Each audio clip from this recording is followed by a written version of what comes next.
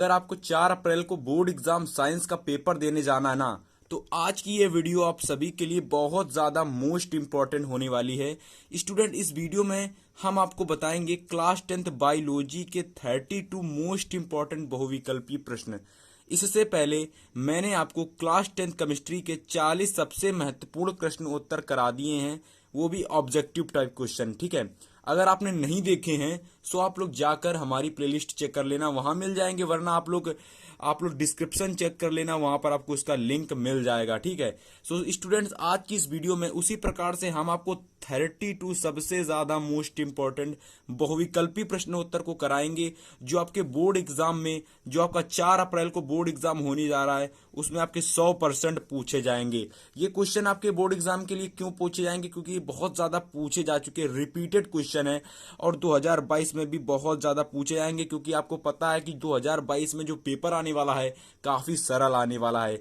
क्योंकि आपने हिंदी का पेपर दिया होगा, सो आपको पता होगा कि हिंदी का जो पेपर है काफी ज्यादा इजी आया था, काफी ज्यादा कह सकते हो ना, इजी काफी ज्यादा पेपर आया था।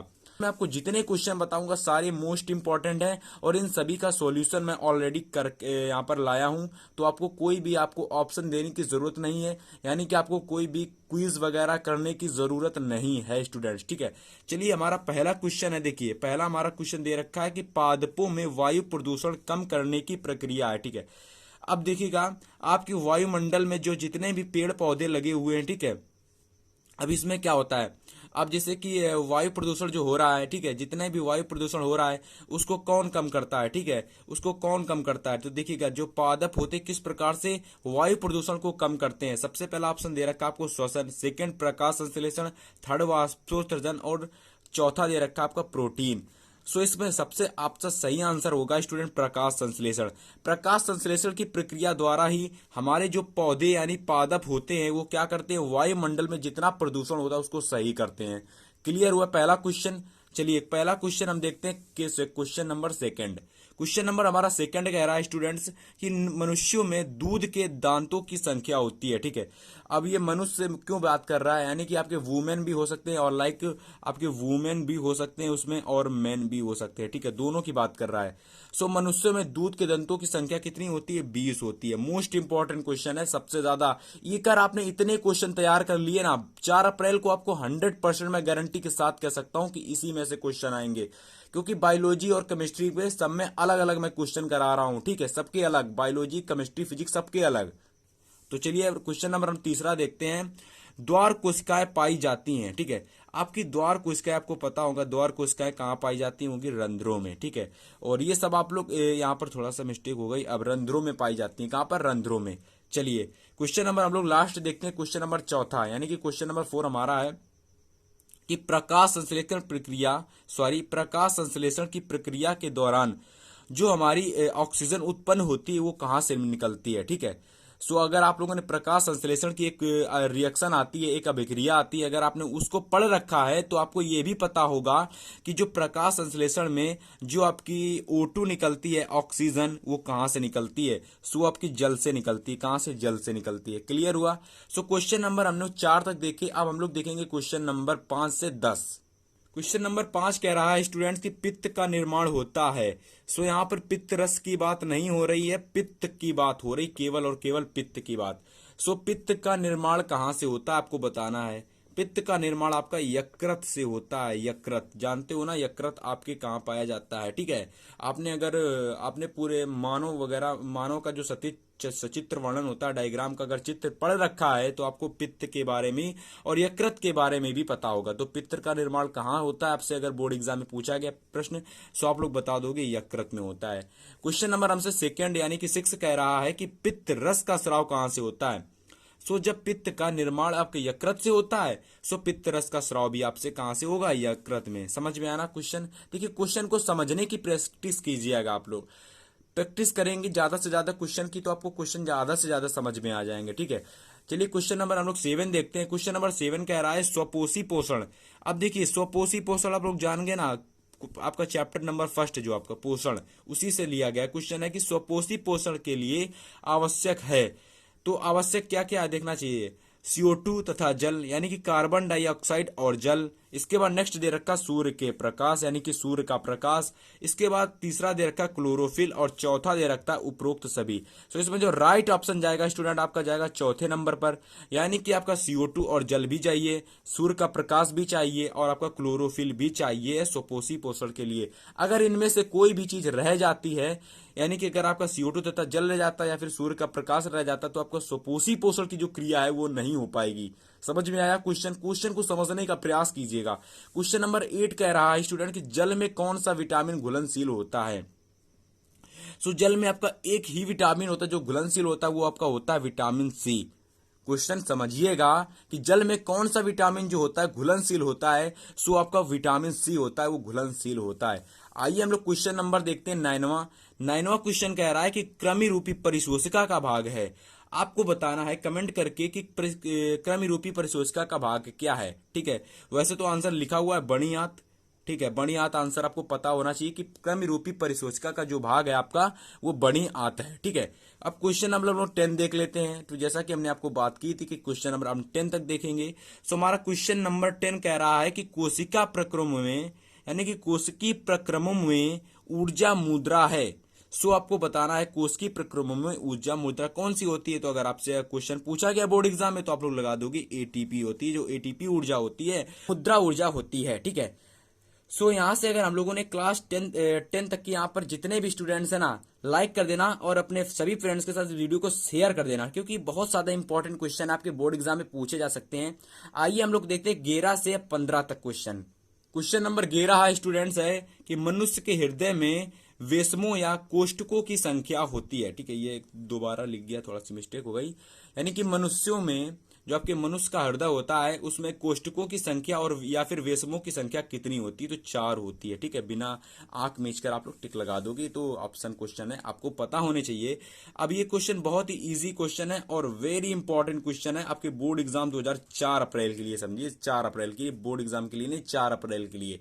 पादपों में जाइलम का कार्य होता है। पौधों में आपका जो जाइलम होता है वो क्या कार्य करता है। सो आपका पौधों में जाइलम आपका क्या कार्य करता है, आपका जल का संवहन करता है। और पौधों में जो आपका फ्लोएम होता है वह भोजन का कार्य करता है। तो जल का संवहन, ठीक है, यानी कि जल का संवहन यानी जल का कार्य करता है, जल को एक जगह से दूसरी जगह पहुंचाता है आपका क्या, जाइलम। क्वेश्चन समझने का प्रयास कीजिएगा। ठीक है, क्वेश्चन नंबर 13 कह रहा है स्टूडेंट्स की फ्लोएम द्वारा भोजन का स्थानांतरण होता है किसके रूप में, सुक्रोज के रूप में होता है। किसके रूप में, सुक्रोज के रूप में। फ्लोएम द्वारा जो आपका फ्लोएम होता है वो भोजन को स्थानांतरण करता है, किसके रूप में करता है, सुक्रोज के रूप में करता है। चलिए क्वेश्चन नंबर हम लोग देखते हैं 14। तो क्वेश्चन नंबर 14 कह रहा है कि मनुष्य में जो आपके वृक्क होते हैं उसमें एक तंत्र का भाग होता है। मनुष्य में वृक्क में एक तंत्र का भाग है जो संबंधित होता है किससे, उत्सर्जन। यानी कि जो आपके मनुष्य में वृक्क पाए जाते हैं वो कौन सी क्रिया से संबंधित होते हैं, क्या पाचन, क्या श्वसन, क्या पोषण, क्या परिवहन। सो राइट ऑप्शन जाएगा आपका स्टूडेंट्स उत्सर्जन। ठीक है, उत्सर्जन तंत्र या फिर उत्सर्जन। चलिए क्वेश्चन नंबर हम लोग देखते हैं 15। सो क्वेश्चन नंबर 15 हमसे कह रहा है कि पराग कोश में होते हैं। अब ये क्वेश्चन नंबर हमारा चैप्टर नंबर 8 का है कि सॉरी चैप्टर नंबर 7 का, कि पराग कोश में होते हैं। ये आपका चैप्टर नंबर 8 है। ठीक है, पराग कोश में होते हैं। सो पराग कोश में आपके पराग कण पाए जाते हैं। क्या पाए जाते हैं, पराग कण। क्वेश्चन समझ में आया हो। और ये जितने मैंने क्वेश्चन बता रहे हैं ना सारे मोस्ट इंपॉर्टेंट है आपके बोर्ड एग्जाम के लिए। तो क्वेश्चन नंबर हम लोग 15 देख चुके हैं, अब हम देखेंगे 16 से लेकर 21 तक क्वेश्चन। क्वेश्चन नंबर हमारा 16 है स्टूडेंट कि द्विनिषेचन पाया जाता है। द्विनिषेचन जो हमारा होता है, द्विनिषेचन समझने का प्रयास कीजिएगा। द्विनिषेचन वो कहां पर पाया जाता है, तो आपका आवर्त बीजी पादपों में पाया जाता है। किसमें, आवर्त बीजी पादपों में पाया जाता है। सो को आपका राइट ऑप्शन हो जाएगा द्विनिषेचन पाया जाता है आवर्त बीजीय पौधों में।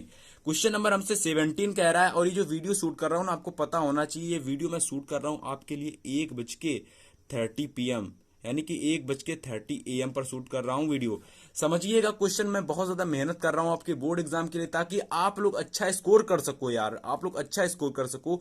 ये 1:30 बजे वीडियो शूट हो रही है, तारीख है आपकी आज 26 तारीख, समझ रहे हो ना।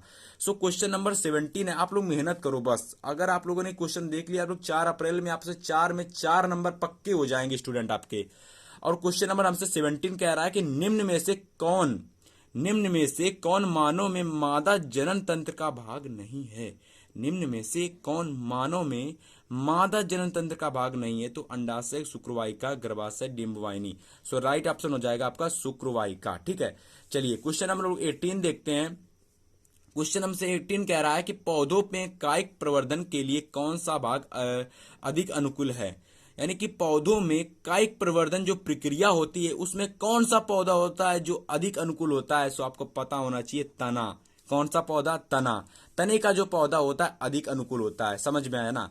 क्वेश्चन नंबर हमसे 20 कह रहा है स्टूडेंट्स की मुकुलन पाया जाता है। सो मुकुलन आपका पाया जाता है हाइड्रा में। कहां पर पाया जाता है? हाइड्रा में। क्वेश्चन को समझने का प्रयास कीजिएगा, बस समझने का कि जो मुकुलन होता है कहां पाया जाता है? हाइड्रा में। आइए हम लोग क्वेश्चन नंबर देखते हैं 21। क्वेश्चन नंबर हमारा 22 है स्टूडेंट की विकास के दृष्टिकोण से मानव से संबंधित निकटवर्ती है। यानी कि हम लोगों से, यहाँ पर मानव यानी कि हम लोगों की बात की गई है। अब हम लोगों से सबसे निकटवर्ती कौन है? क्या बंदर है, क्या खरगोश है, क्या चिंपैंजी है, क्या चमगादड़? यानी कि कौन सा ऐसा पशु है या फिर ऐसा जीव है या फिर ऐसा प्राणी है जो हम लोगों से बहुत ही ज्यादा निकटवर्ती है, यानी कि जिससे हमारी उत्पत्ति हुई है। सो वो हमारा ना ही खरगोश है, ना ही बंदर है, ना ही चमगादड़। आपको पता होना चाहिए चिंपैंजी है, जो आपसे बचपन से पढ़ते आ रहे हो। क्वेश्चन नंबर हमसे 23 कह रहा है स्टूडेंट कि समजात अंगों का उदाहरण देकर समझाइए। यानी कि समजात अंगों का उदाहरण कौन सा इसमें से आपको बताना है। मनुष्य के हाथ और कुत्ते के अग्रपाद, आगे वाले पैर कुत्ते के दोनों समान होते हैं, दोनों एक ही समान होते हैं, दोनों खाने पीने का कार्य करते हैं। बजाय क्या होती है? एक कार्य करने की बात हो रही, कार्य करने की। समजात अंगों का उदाहरण देकर बताइए। तो मनुष्य के हाथ तक कुत्ते के अग्रपाद एक ही कार्य करते हैं। लाइक नेक्स्ट दे रखा है कि आलू एवं घास के ऊपरी बस्तारी, और ये देखिए ऊपर भुस्तारी, ये दोनों समान होते हैं। आलू के और घास के जो ऊपर बस्तारी होते हैं, देखिए आलू जो होता है कहां से पैदा होता है? जड़ों से। और घास में क्या होता है? घास कहां से पैदा होती है? जड़ों से। सो यहां से दोनों ये ऑप्शन सही होंगे। इसके बाद नेक्स्ट दे रखा है मनुष्य के दांत और हाथी के दांत दोनों समान होते हैं। इसके बाद इसमें से उपरोक्त सभी आंसर आ जाएगा। अब मैंने ये क्यों कहा कि मनुष्य के दांत और हाथी के दांत समान होते? क्योंकि यहाँ पर दांत दांत होते हैं, चाहे जिसके भी हों। ठीक है, समझ में आने की कोशिश कीजिएगा मेरे प्यारे बच्चों। यानी कि मनुष्य के दांत और हाथी के दांत होते तो दांत ही है ना, अब वो चाहे किसी के भी हों। समझ रहे हो ना? सो यहां से उपरोक्त सभी हमारे समजात अंग के उदाहरण होंगे। समझ में आया? आगे देखेंगे तो हम लोगों को पता चलेगा विकासी दृष्टिकोण से हमारी किससे अधिक समानता है। बहुत सारे स्टूडेंट्स क्वेश्चन नंबर 22 मैंने जो अभी बताया उसमें बहुत ज्यादा जिनको दिक्कत होती है, वो क्वेश्चन नंबर हमारा 22 है, क्वेश्चन नंबर हमारा 24 है। इसको पढ़ो। इसमें दे रखा है कि विकासी दृष्टिकोण से हमारी किससे अधिक समानता है। समानता यानी कि जैसे कि जैसे कि असमानता कह सकते हो, जैसे कि पेन का और कैप का रिलेशन, पेन का और कैप का रिलेशन, समानता की बात की जा रही है। सो हमारी समानता किसके है? चीन के विद्यार्थियों से है। ठीक है, वहां पर दृष्टिकोण की बात की गई थी, किससे हम अधिक निकटवर्ती हैं। ठीक है, किससे हम अधिक मिलते जुलते हैं।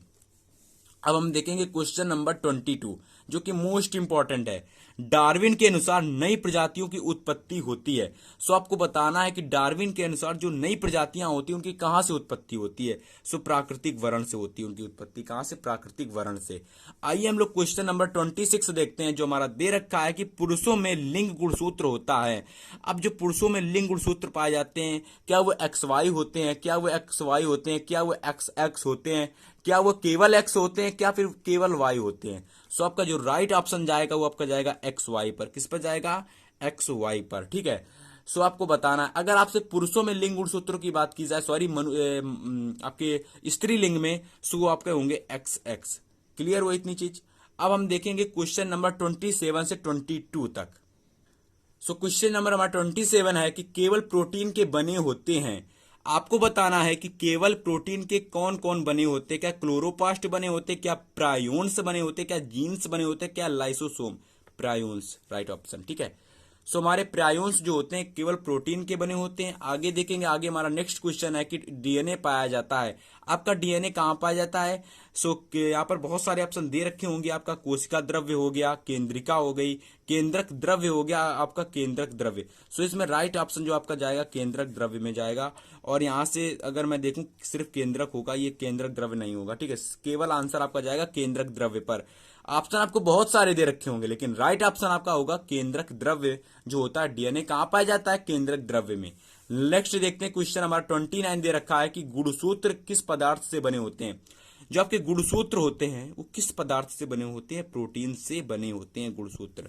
नेक्स्ट क्वेश्चन देखते हैं। नेक्स्ट क्वेश्चन कह रहा है कि अनुवांशिकता का प्रयोग, जो आपके अनुवांशिकता के प्रयोग के लिए मेंडल जो थे, मेंडल ने किस पौधे का प्रयोग किया था। तो बहुत से लुल्लू पंजू क्वेश्चन है, मटर का प्रयोग किया था। क्वेश्चन बहुत आसान है ये, लेकिन आपको समझने का फेर है, ठीक है। नेक्स्ट क्वेश्चन कह रहा है कि नर जनन अंगों से संबंधित ग्रंथि है। जो आपकी प्रोस्टेट ग्रंथि है वो नर जनन अंगों से संबंधित है। नेक्स्ट क्वेश्चन देखते हैं, जो कि हमने आपको बताया था कि जहां मिस्टेक थी क्वेश्चन में, वो क्वेश्चन ये है कि अलैंगिक जनन जो होता है वो मुकुलन द्वारा कहां पर होता है, और मैंने आपको बताया था ईस्ट में होता है, ठीक है। सो आपका अलैंगिक जनन जो होता है वो मुकुलन द्वारा ईस्ट में होता है। क्लियर हो इतनी चीज। सो यहां मैंने आपको जितने 22 मोस्ट इंपॉर्टेंट क्वेश्चन बताए मेरे प्यारे बच्चों, 32 मैंने जितने मोस्ट इंपॉर्टेंट क्वेश्चन बताए हैं, इन्हीं में से आपके बोर्ड एग्जाम में 4 अप्रैल को पूछे जाएंगे। सो आपने अगर इतने तैयार कर लिए, तो आप 4 अप्रैल को फोड़ कर आने वाले हो। समझ में आया। सो अगर आपने की तैयारी अच्छी तरीके से करनी है तो आप लोग वीडियो को देखते रहिएगा, और भी वीडियो हमारे चैनल पर आ जाएंगी। 4 अप्रैल तक आपकी तैयारी बेहतर तरीके से करा दी जाएगी, ठीक है। सो मिलेंगे नेक्स्ट वीडियो में, तब तक के लिए गुड बाय, गुड लक।